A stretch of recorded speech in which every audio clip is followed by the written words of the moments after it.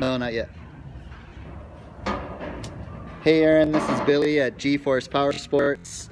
I'm just going to do a quick video to go over the condition of your vehicle with you and also what we found in your belt area.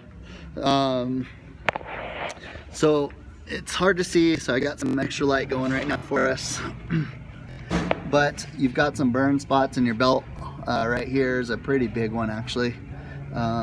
Totally right there.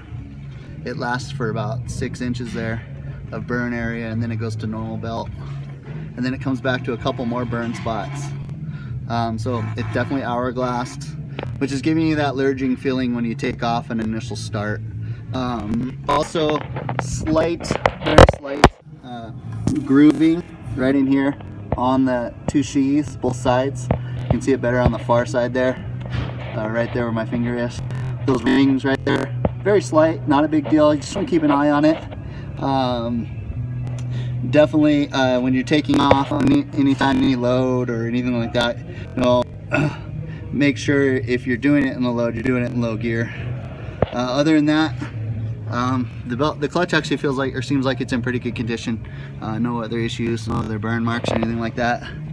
Went ahead and it'll definitely need a new belt. Went ahead and checked the air filter. It's not the worst, but you want to keep an eye on it. I notice you have 30 hours on your vehicle right now. I'm not sure if you've had it serviced somewhere else. The break-in service is at 25 hours, and so you're at 30. Your meter's counting down. It says you have 12 more hours to your first service, so I don't know if you've had it serviced somewhere else, but it's if you haven't had it serviced, it's definitely due for its first service. I've got it connected right now to digital wrench. A couple things to go over real quick. It looks like 8 times or 9 times now the key was on for longer than 5 minutes. So if you leave the key on for longer than 5 minutes, you're gonna get a check engine light to come on. It obviously goes away when you restart the vehicle, but it's just letting you know that if it's not running for 5 minutes, the key's on. One time you're accelerating with the brake on. That'll definitely cause some wear in the belt and the clutch area. This thing just has a sensor on it, so if you give it gas and hold the brake at the same time, you're going to get a warning light to pop up, and it's also going to count the number of times that that's happened. Other than that, I wanted to go over the suspension.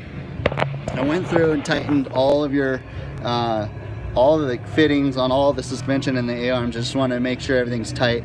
I was saying that there was some noise coming from the suspension. Obviously it's super hard for me to duplicate in the parking lot. I drove it around, I didn't see or hear any noises that were abnormal, but I did find some bolts on the suspension that definitely needed to be tightened.